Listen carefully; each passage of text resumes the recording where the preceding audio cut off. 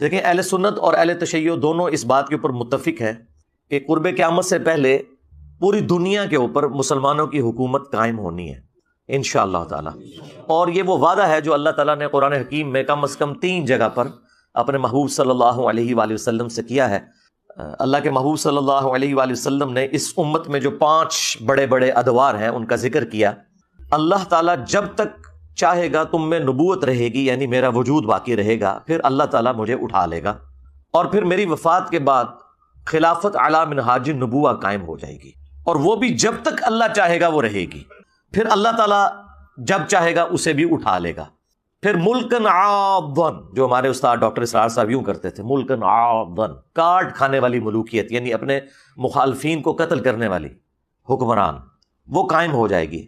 اور پھر جب تک اللہ چاہے گا وہ بھی مسلط رہے گی امت کے اوپر، پھر اللہ تعالیٰ اسے بھی اٹھا لے گا. پھر جابر حکمرانوں کا دور آ جائے گا، یہ چوتھا دور ہے، وہ بھی رہے گا جب تک اللہ تعالیٰ چاہے گا. اور پھر اس کے بعد دوبارہ سے خلافت علی منہاج النبوہ قائم ہو جائے گی انشاءاللہ تعالی. اور پوری امت لیول کے اوپر جو خلافت علی منہاج النبوہ ہے وہ عمر بن عبدالعزیز کے دور میں نہیں آئی ہے، نہ خلفائے راشدین کے دور میں آئی ہے، وہ قرب قیامت میں ہی آنی ہے جب پوری دنیا کے اوپر مسلمانوں کا غلبہ ہوگا. آج تک امت میں یہ وقت نہیں آیا کہ پوری دنیا پہ مسلمانوں کا غلبہ ہو. تو اس سے مراد یہ 5واں جو دور ہے وہ امام محمد مہدی رضی اللہ تعالیٰ عنہ علیہ السلام کا دور خلافت ہے انشاءاللہ تعالی. ہم نہ دیکھ سکے، ہماری آنے والی نسلیں انشاءاللہ ضرور اسے دیکھیں گی. اور امام مہدی کے لیے میں نے آپ کو پہلے بھی بتایا کہ یہ ضروری ہے کہ ان کے آنے سے پہلے فرقے ختم ہو جائیں.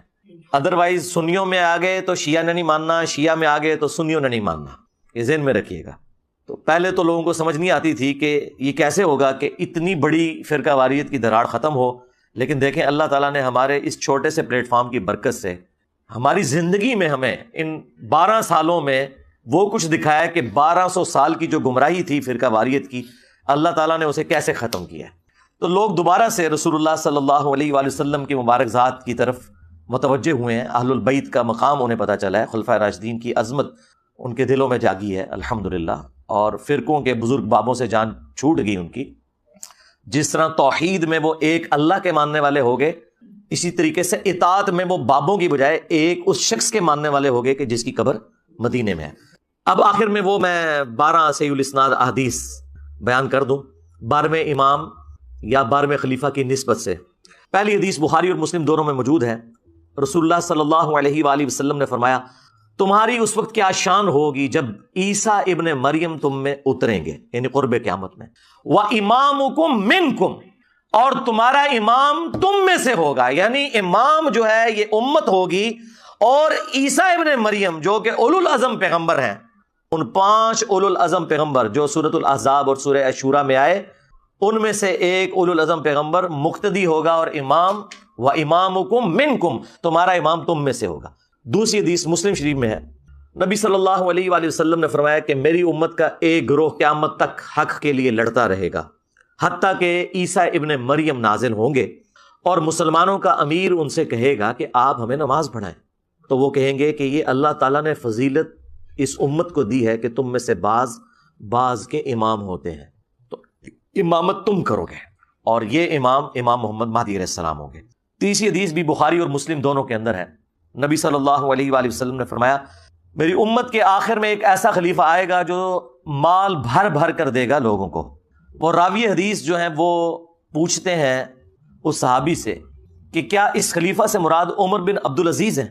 تو وہ کہتے ہیں نہیں، اس سے مراد عمر بن عبدالعزیز نہیں ہے، یہ وہ خلیفہ ہے جو امت کے اینڈ پہ آئے گا قرب قیامت میں، یعنی امام محمد مہدی علیہ السلام. ایک اور تفصیلی حدیث ہے المستدرک للحاکم کے اندر موجود ہے. نبی صلی اللہ علیہ وآلہ وسلم نے فرمایا کہ مہدی میری امت کے بالکل آخر میں آئے گا، اور اللہ تعالیٰ اس کی برکت سے زمین پر بارشیں نازل فرمائے گا، زمین نباتات اگائے گی، پوری دنیا پہ عدل و انصاف ہوگا، وہ لوگوں میں مال تقسیم کرے گا. یہ وہی الفاظ جو بخاری مسلم میں بھی ہیں. مویشیوں کی ریل پیل ہوگی اور اسلام کا غلبہ ہو جائے گا. پھر وہ 8 سال تک دنیا میں رہیں گے اور پھر دنیا سے تشریف لے جائیں گے، یعنی 8 سال ان کا دور خلافت ہوگا. 5ویں حدیث سنن ابی داؤد میں ہے کہ نبی صلی اللہ علیہ وآلہ وسلم نے فرمایا کہ اگر دنیا ختم ہونے میں ایک دن بھی باقی رہ جائے، اللہ تعالیٰ میرے اہل البیت میں سے فاطمہ کی اولاد میں سے ایک شخص ضرور پیدا کرے گا جو پوری دنیا کو عدل و انصاف سے بھر دے گا. اب یہ ایک دن سے مراد یہ ہمارا ایک دن نہیں ہے جو قرآن میں ہے نا کہ اللہ کے ہاں جو ایک دن ہے وہ تمہارے 1000 سال کے برابر ہے. یعنی 1000 سال بھی آگے بچتے ہوئے نا آخری 1000 سال بھی رہ گئے تو اللہ تعالیٰ نے مہدی کو ضرور بھیجنا ہے. چھٹی حدیث بھی سنن نبی داؤد میں ہے. نبی صلی اللہ علیہ وآلہ وسلم نے فرمایا کہ مہدی میرے اہل البیت میں سے ہوگا اور وہ میری بیٹی فاطمہ کی اولاد میں سے ہوگا. اب مجھے بتائیں جو مہدی فاطمہ کی اولاد میں سے ہے وہ آ کے یہ کہے گا کہ جی بنو امیہ کی آپ تعریف کریں اور بنو ہاشم کو نیچا کریں؟ وہ آ کر جو ہے وہ جنگ جمل صفین نہروان میں مولا علی علیہ السلام کو سپورٹ کرے گا یا ناسبیوں کو سپورٹ کرے گا؟ آپ خود سوچیں. 7ویں حدیث بھی سنن نبی داؤد میں ہے. آپ علیہ السلام نے فرمایا کہ دنیا اس وقت تک ختم نہیں ہوگی جب تک کہ میرے اہل البیت میں سے ایک شخص عربوں کا بادشاہ نہ بن جائے جس کا نام میرے نام کے اوپر ہوگا، محمد بن عبداللہ المہدی. 8ویں حدیث جو ہے وہ مسلم شریف میں بھی کچھ حصہ اس کا موجود ہے، کچھ سنن نبی داؤد کے اندر ہے کہ نبی علیہ السلام نے فرمایا کہ جب مہدی ظاہر ہوگا تو وہ بیت اللہ میں پناہ لے گا اور اسے قتل کرنے کے لیے ایک گروہ روانہ ہوگا شام سے، اور مقام بیدا پر اللہ تعالیٰ اس گروہ کو زمین میں دھسا دے گا. یہ ایک اللہ تعالیٰ کی طرف سے ایک غیبی خبر ہوگی پوری امت کے لیے کہ یہ اللہ تعالیٰ کی اسپیشل پروٹیکشن ہے مہدی کے ساتھ. تو وہ لشکر زمین میں جب دھسایا جائے گا یہ اس بات کا ثبوت ہوگا. جو لوگ پوچھتے ہیں کہ جی ابھی تک 500 مہدی تو قتل ہو چکے ہیں امت میں، تو اوریجنل بھی کہیں قتل نہ ہو جائے. نہیں سرکار، اوریجنل نہیں قتل ہوگا. اوریجنل کو جب قتل کرنے کی کوشش کریں گے تو وہ لشکر ہی زمین میں دھسا دیا جائے گا. یہ اللہ تعالیٰ کی طرف سے اسپیشل پروٹیکشن ہوگی کہ مہدی کو کوئی نقصان نہیں پہنچے گا. 9ویں حدیث سنن ابن ماجہ میں ہے کہ نبی علیہ السلام نے فرمایا کہ مہدی میرے اہل بیت میں سے ہوگا اور اللہ تعالیٰ ایک رات میں اس کا معاملہ درست کر دے گا. یعنی حالات و واقعات ایسے فیوریبل کر دے گا کہ مسلمانوں کی لیڈرشپ کے لیے اسے تیار کر دے گا. یہ 9 حدیثیں جو ہیں یہ مرفوع حدیثیں ہیں جو میں نے بیان کی. یعنی نبی صلی اللہ علیہ وآلہ وسلم نے خود ارشاد فرمایا اور صحابہ نے نبی علیہ السلام سے سنا. آخری 3 حدیثیں جو ہیں وہ صحابہ کے اقوال ہیں، اور صحابی کا قول اگر مستقبل کی خبر سے متعلق ہو تو یہ محدثین کا اتفاق ہے کہ وہ اللہ کے نبی کے بتانے پر ہی محمول ہوتا ہے، کیونکہ غیبی خبر نبی کے ذریعے صحابہ کو دی جاتی ہے. موقوفاً مولا علی علیہ السلام سے روایت ہے 10ویں المستدرک للحاکم میں کہ قرب قیامت میں ہاشمیوں میں سے ایک خلیفہ ظاہر ہوگا. اللہ تعالیٰ یعنی امام مہدی کو بھیجے گا اور اس کے دور میں اللہ تعالیٰ کی نعمتیں جو ہیں وہ ان کی فراوانی ہوگی اور لوگوں میں پیار اور محبت بڑھ جائے گا. یعنی وہی فرقہ واریت ختم ہو جائے گی، دشمنیاں ختم ہو جائیں گی، اور پھر اس کے بعد دجال کا ظہور ہوگا. 11 نمبر حدیث ابن عباس سے موقوفاً ہے مصنف ابن ابی شیبہ کے اندر. وہ کہتے ہیں کہ ہم اہل بیت میں سے ایک نوجوان ظاہر ہوگا قرب قیامت میں، امام مہدی، اور اس پر بہت زیادہ فتنے وارد ہوں گے لیکن اللہ تعالیٰ اسے تمام فتنوں سے محفوظ رکھے گا. یعنی اللہ تعالیٰ کی ایک غیبی تائید ہوگی. اور پھر ابن عباس کہتے ہیں کہ وہ اہل بیت کا نوجوان اس امت کے معاملے کو سیدھا کر دے گا، جو ٹیڑھے راستے پر ہوگا ان کو بالکل سیدھا کر دے گا. اور 12ویں اور آخری موقوفاً روایت صوبان سے ہے جو نبی الاسلام کے آزاد کردہ غلام ہے. یہ بڑی مشہور روایت آپ نے سنی ہوگی مسند احمد میں اور المستدرک للحاکم میں کہ جب خراسان سے کالے جھنڈے آتے ہوئے دیکھو تو ان کا استقبال کرنا، ان میں اللہ کا خلیفہ مہدی ہوگا. ایران تو چاہتا ہے کہ وہ ڈیل کرے، تو آپ مجھے بتائیں ڈیل کرنا ایران کی خواہش ہے یا میری خواہش ہے؟ ایران نے 1957 میں امریکہ کی مدد سے یہ سارا اٹامک کا سلسلہ شروع کیا. یہ امریکہ نے ان کو اسٹیبلش کر کے دیا تھا انرجی پرپس کے لیے، بجلی بنائیں گے اور یہ اس طریقے سے. 1968 میں ایران نے NPT کے اوپر سائن کر دیے کہ ہم یہ آگے کسی کو ٹیکنالوجی ٹرانسفر نہیں کریں گے جو امریکہ نے ہمیں دی ہے. دیکھ لیں بڑے بزرگ ہی سب کو نوازتے ہیں. امریکہ نہیں دی ہوئی ہے ان کو ٹیکنالوجی، خود نہیں ڈیولپ ہوئی ہوئی، امریکہ نے سب کچھ سٹارٹ کر کے دیا. پھر 1979 میں انقلاب آ گیا اور پھر امریکہ نے عراق کو صدام حسین کو چڑھا دیا ان کے اوپر، اور چڑھانے کے بعد اسرائیل کے ذریعے ایران کے آگے اسلحہ بیچا کہ اس اسلحے کے ذریعے آپ صدام حسین سے بٹ سکتے ہیں. دیکھیں کیا گیم کرتے ہیں. یہاں بھی انڈیا پاکستان دونوں کو اسلحہ امریکہ دے رہا ہے. امریکہ کی 65% اکانومی اسلحے کے ساتھ وابستہ ہے. وہ چاہتے ہیں دنیا میں جنگیں ہوتی رہیں.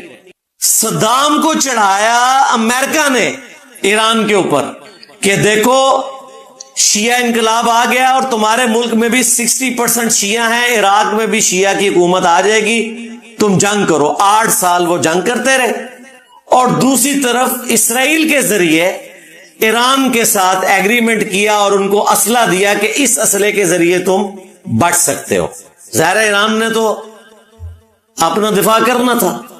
اس کے بعد خمینی صاحب تو چلے گئے دنیا سے اور جانشین بنے خامنائی صاحب، پہلے پریزیڈنٹ تھے یہ، اس کے بعد سپریم لیڈر بن گئے، آج تک وہی ہیں۔ ان کو اندازہ ہو گیا کہ یہ ویسٹرن ورلڈ، امریکہ ہمیں اس دنیا میں اس طریقے سے نہیں رہنے دے گا، تو 2003 میں انہوں نے فتویٰ دیا کہ ایٹم بم بنانا حرام ہے کیونکہ اس سے سیولین مرتے ہیں۔ آج بھی جو سیولین مر رہے ہیں، خواہ اسرائیل میں، خواہ ایران میں، خواہ فلسطین میں، یہ ظلم کے اوپر مبنی ہے۔ سیولینز کو مارنا کسی صورت بھی جائز نہیں ہے، ہاسپٹلز کے اوپر حملہ کرنا کسی بھی صورت جائز نہیں ہے۔ تو مفتی اعظم ایران خامنائی صاحب نے 2003 میں فتویٰ دیا کہ ایٹم بم بنانا حرام ہے۔ اس کے بعد ایران کوشش کرنا شروع ہو گیا کہ کسی طریقے سے ہم سے سینکشنز اٹھائی جائے۔ میں نے آپ کو بتایا ان کی حالت کیا ہے کہ 42,000 ایرانی ریال ہو تو $1 بنتا ہے۔ 42,000 42,000 ریال ایران کے $1 کے برابر ہے۔ ہم 283 روپے کے اوپر روتے ہیں کہ یار روپیہ اتنا گر گیا، کدھر 283 روپیز اکویلنٹ ٹو $1 اور کہاں 42,000 ایرانین ریال اکویلنٹ ٹو $1۔ وہ تو ان کی زمین اگاتی ہے، تیل نکلتا ہے، تو اس لیے وہ سروائیو کر رہے ہیں، لیکن کتنا عرصہ کریں گے؟ ایک نہ ایک دن تو تیل ختم ہو جانا ہے۔ تو انہوں نے کوشش کی کہ یار امریکہ کسی طریقے سے پابندیاں اٹھائے، کوشش ان کی کامیاب ہوئی۔ 2015 میں باراک اوباما نے ڈیل کر لی ایران کے ساتھ، ایران کی خواہش پہ کہ ٹھیک ہے ہم ایٹم بم نہیں بنائیں گے، ہمارے تو مفتی اعظم کا فتویٰ ہے، ہمیں انرجی پرپس کے لیے سارے کام کرنے دو اور ہم سے پابندیاں اٹھاؤ۔ ایران، میں بڑا خوش ہوا تھا اس وقت، میں نے ویڈیو میں بھی ویلکم کہا تھا کہ ایران اب ٹیک اپ پوزیشن پہ آ جائے گا۔ مجھے پتا تھا کہ ان کے پاس اتنا تیل ہے کہ اگر پابندیاں اٹھتی ہیں تو یہ ٹاپ پہ آ جائیں گے۔ 3 سال ابھی پورے نہیں ہوئے، ٹرمپ صاحب کی حکومت آئی، انہوں نے آتے ہی بغیر کسی وجہ کے 2018 میں وہ ڈیل توڑ دی۔ ایران چیختا رہا کہ بھائی کچھ ہوا ہی نہیں ہے، یورپین یونین چیختی رہی کہ ہم نے گارنٹی دی ہوئی تھی یار ہماری عزت کا خیال رکھو۔ یہ وجہ آج بھی یورپین یونین کے جو بڑے 3 ملک ہیں، جرمنی، فرانس اور UK، کوشش کر رہے ہیں کہ ڈیل دوبارہ سے ہو جائے۔ ان کا یار یہ کیا تم نے بد عہدی کر دی ہے، لیکن امریکہ وہ سے وقت ہے، اسے کون پوچھ سکتا ہے بھائی؟ ہاں آپ کہانیاں کراتے رہے کہ IMF قرضہ منگے دیکھ کے وہ آیا جے غوری۔ تو آڈے سارے بزرگ اتھے سن عراق وچ، سارے صوفی بابے دفن ہیں عراق میں، جس کے اوپر سے سارے یہ 200 جہاز آ کے تو ایران کو تباہ کر کے چلے گئے، کسی بابے سے نگاہ نہیں ماری گئی۔ اب 2018 میں جب یہ ڈیل کینسل ہوئی، پھر ایران کا گراف نیچے آنا شروع ہو گیا۔ پھر انہوں نے بڑی کوششیں کی کہ یار یہ کام نہ کرو، ہمارے لوگ بھوکے مر جائیں گے، ہم کیا کریں، ہمارے ساتھ ڈیل کرو ڈیل کرو ڈیل کرو۔ اور وہ آج کل دوبارہ سے بات چلی ہوئی تھی ڈیل کی، 5 دور ہو چکے تھے، 6واں ہونے والا تھا۔ اسرائیل کو یہ خطرہ لگا، این ممکن ہے کہ امریکہ بھی بیچ میں ملا ہوا ہو۔ اب تو لگ رہا ہے ایسے ہی، میں تو پہلے سے کہہ رہا ہوں کہ یہ دونوں ایک ہے، ان کی مذہبی آپس میں ایک دوسرے کے ساتھ ایفیلیشن ہے۔ امریکنز جو ہیں کرسچنز ہیں، اور ان کا موقف یہ ہے کہ جب تک اسرائیل اسٹیبلش نہیں ہوگا، ان کا 3rd ٹیمپل نہیں بنے گا، تو حضرت عیسیٰ علیہ السلام دنیا میں نہیں آئیں گے، وہ آ کے ان کو برباد کریں گے۔ اندازہ کریں کس بات کے اوپر دوستی کی ہوئی ہے۔ وہ کہہ رہے ہیں اسرائیل اسٹیبلش ہو تاکہ عیسیٰ علیہ السلام آگے ان کو تباہ کرے۔ اس لیے اسرائیل اور امریکہ کی دوستی ہے جیوز اور کرسچنز کی، ورنہ آپ کو پتا ہے جیوز کے ساتھ وہ برا سلوک ہوتا تھا جو آج پاکستان میں قادیانیوں کے ساتھ بھی نہیں ہوتا۔ اس سے برا سلوک ہوتا تھا. ان کو اتوار والے دن یورپ میں باہر نکلنے کی اجازت نہیں ہوتی تھی. ان کی بستیاں شہر سے ہٹ کے کوڑے کرکٹ کے ڈھیروں کے پاس بڑی بڑی دیواریں ہوتی تھی. ڈیوڈ سٹار ان کے لیے لگانا ضروری ہوتا تھا.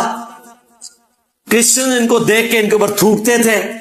اتنی سخت نفرت تھی. اور پھر ہٹلر نے جو کچھ کیا وہ آپ کے سامنے.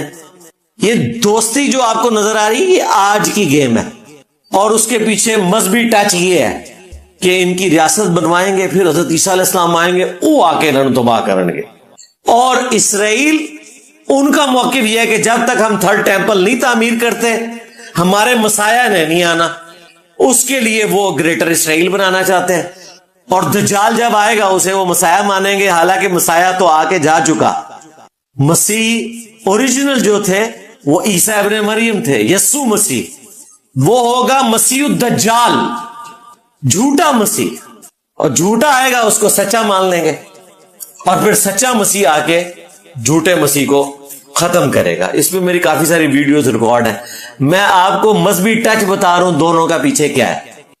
اب وہ جب چھٹا راؤنڈ قریب تھا, اسرائیل نے فوراً حملہ کر دیا. انہیں پتا تھا حملہ کریں گے تو پھر ایران تو جواب دے گا, ظاہر ہے ایران کا رائٹ ہے. یو این او کے تحت 51 نمبر جو آرٹیکل ہے اس کے تحت اگر کسی آپ سوورن کنٹری کے اوپر حملہ کرتے ہیں جو ورلڈ وار 2 کے بعد نیشن سٹیٹس بن چکی ہیں, اور جو یو این او کے ممبرز ہیں, ایران بھی پائنیئر ممبرز میں شامل ہے, تو ان کا پھر رائٹ ہے وہ جواب دیں گے. تو ایران نے جواب دینا تھا تو ظاہر ہے پھر ایک جنگ شروع ہو جانی تھی, اور وہ ساری کی ساری ڈیل کٹائی میں پڑ جانی تھی, اور وہ پڑ گئی. پروفیسر جو مورندی سکائی نیوز کے اوپر آ کر انہوں نے اس فیمیل اینکر کو لاجواب کر دیا جو کہہ رہی تھی کہ جی آپ ڈیل کیوں نہیں کرتے ہیں. اس نے کہا ڈیل کرنے تو بیٹھے ہوئے تھے, اسرائیل نہیں ڈیل ہونے دے رہا, ہم تو ڈیل کے لیے بیٹھے ہوئے تھے. یہ ساری باتیں اس بات کے اوپر ثبوت ہے کہ ڈیل انجینئر صاحب نہیں چاہتے, ڈیل ایران چاہتا ہے. اب مجھے بتائیں, آپ شریفانہ سا منہ بنا کے کہیں کہ انجینئر صاحب ڈیل کروانا چاہتے ہیں. یہ تو یوز اور کرسچنز کے ساتھ ملے ہوئے ہیں, امریکہ اور اسرائیل کے ساتھ ملے ہوئے ہیں. تو اب آپ کو پتہ چل گیا کہ میں کس کے ساتھ ملا ہوں. اور اگر میں آپ کا محرک طے کروں تو پھر میں آپ سے پوچھوں گا کہ آپ کس کے ساتھ ملے ہوئے ہیں جو ڈیل نہیں کروانا چاہتے. حالانکہ آپ کی نیت یہ نہیں ہے. آپ یہ کہتے ہیں کہ ڈیل کا فائدہ کوئی نہیں ہوگا, دوبارہ سے وہ حملہ کریں گے. لیکن اگر میں 2 نمبری کروں تو میں محرک طے کر سکتا ہوں کہ آپ چاہتے ہیں ڈیل نہ ہو تاکہ ایران دنیا سے ختم ہو جائے. جو پراکسی یہاں پہ چلتی رہی شیعہ سنی کی, ٹوائلٹس میں شیعہ کافر نعرے لکھے گئے. تو پھر میں نے اسد اللہ بھائی سے جب یہ ساری بات کی, ان کا مجھے پتا ہے آپ کا موقف بھی اور یہ بھی, اور پھر انہوں نے فون پہ یہ بات بھی مانی کہ واقعی اگر اوریجنل ڈیل آفر کی جائے تو ایران کو ڈیل کرنی چاہیے. میں نے کہا آپ نے ویڈیو میں تو بات ہی اور طرف کر دی, آپ کا کام تھا کہ آپ یہ جملہ اس میں بولتے کہ اگر واقعی ایران کی مرضی کے مطابق ڈیل ملتی ہے تو ڈیل کرنی چاہیے. آپ نے کہا کہ ایران ڈیل کر ہی نہیں سکتا, تو یہ آپ کو نہیں کرنا چاہیے تھا ایسے. اور میں نے کہا کہ وہ آپ کے ساحل بھائی کی طرح آج کل جن کے ساتھ آپ پوڈ کاسٹ کرتے تھے, کہتے ہیں جی وہ تو باہر گئے ہوئے ہیں. میں نے کہا اس وقت تو ضرورت ہے کہ وہ اپنا بیانیہ رکھیں سامنے. کہتے میں ان سے رابطہ کرتا ہوں. میں نے کہا رابطہ کریں اور انہیں جیلم اکیڈمی لے آئیں. یہ پہلی دفعہ میں نے آفیشلی اب کیمرے میں بھی دعوت دے رہا ہوں کہ ساحل بھائی کو آپ اکیڈمی لے آئیں اور بیٹھ کے ہمارے ساتھ ڈسکشن کر لیں اس ٹاپک کے اوپر, ایک دوستانہ ماحول میں. یہ کوئی ڈیبیٹ نہیں ہوگی, کوئی مناظرہ نہیں ہوگا. اپنا موقف رکھیں قرآن و سنت کی روشنی میں, ہم بھی اپنا موقف رکھیں گے تاکہ پبلکلی لوگوں کو پتہ چلے کہ آپ کہنا کیا چاہ رہے ہیں اور میں کیا کہنا چاہ رہا ہوں. فیکٹس اور فیگرز کے ساتھ, جذبات کے ساتھ نہیں. سورہ توبہ, سورہ النساء, سورہ آل عمران, سورۃ الاحزاب کی آیات کو ایکسٹراپولیٹ کر کے ہر جنگ کو اس طریقے سے پریزنٹ کرنا کہ گویا اس وقت مسلمانوں کو وحی کی تائید حاصل ہے, اور جو یہ جنگ لڑنے جا رہے ہیں کہ کوئی اسلام کی جنگ ہو رہی ہے. یہ اسلام کی جنگ تھی جو داعش لڑتی رہی, شیعہ کا قتل عام کیا سعودی عرب کے کہنے کے اوپر, اور بعد میں امام کعبہ سے حج کے خطبے میں سعودی حکومت نے کہلوایا کہ داعش والے خارجی ہیں، بنائے خود. جب انہوں نے کہا تسی بھی غلط، انہوں نے کہا خارجی نے، پہلے بھی خارجی تھے، مسلمانوں کو قتل کر رہے تھے. خارجیوں کی سب سے بڑی علامت یہی ہوتی ہے. آج افغانستان میں جو جہاد ہو رہا ہے طالبان کا اور داعش کا، یہ جہاد ہے، فساد ہے یہ. لہذا سنی شیعہ کنفلکٹ سے باہر نکلیں، امت کے لیول کے اوپر سوچیں، علمی اختلاف کریں. مجھ سے زیادہ کون اختلاف کرتا ہے؟ لیکن جو یہ مسلمانوں پہ برا وقت آیا ہے، کافروں کے مقابلے پر ہمارا کام ہے کہ ہم سنی شیعہ کے فرق سے ہٹ کے سپورٹ کریں مسلمانوں کی. تو میں نے آفیشیلی آج ویڈیو میں بھی دعوت رکھ دی ہے. انشاءاللہ امید ہے کہ ساحل بھائی انشاءاللہ جیلم اکیڈمی آئیں گے اور اس ٹاپک کے اوپر ہم انشاءاللہ علمی ماحول میں ڈسکشن کریں گے. ابھی تو ہم دعا گو ہیں کہ اللہ تعالیٰ ایران کے رہنے والے لوگوں کی مشکلات کو آسان کرے. یہ سیدھی سی بات ہے، اے سی والے کمرے پہ بیٹھ کے ٹی وی کے اوپر جنگ کے مناظر دیکھنا، سوشل میڈیا کے اوپر اے آئی کی بنی ہوئی ویڈیو شیئر کروا کے اپنی مرضی کے ملکوں کو جتوانا، یہ بڑا آسان کام ہے. لیکن تکلیف سے سارے لوگ گزر رہے ہیں. اسرائیل کے عوام بھی نہیں چاہیں گے کہ وہ مرے، ایران کے عوام بھی نہیں چاہیں گے کہ اس طریقے سے وہ مرے. امن چاہتی ہے دنیا. یہ حکمرانوں کی پالیٹکس ہوتی ہے، بڑوں کا نشہ ہوتا ہے جس کی وجہ سے لوگوں کا چومر نکل جاتا ہے. سیدھی سی بات ہے. وَلِعَوْذُ بِاللَّهِ تَعَالَى. علمی پوائنٹ نمبر 3، بعض جو ظالم اور جھوٹے قسم کے لوگ ہیں انہوں نے مجھے تانا دینا شروع کر دیا کہ انجینئر صاحب آپ کا آئرن ڈوم تو بڑھ گیا، اور بھائی سیمنٹ ڈوم ہو بابوں کے یا آئرن ڈوم ہو اسرائیل کا، یہ سارے آپ کے ہیں بھائی، ہمارے کہاں سے ہوئے؟ ہم تو چاہتے ہیں جتنے مسلمان دشمن ملک ہیں وہ اپنے انجام کو پہنچے. مجھے کس چیز کا تانا دیا جا سکتا ہے؟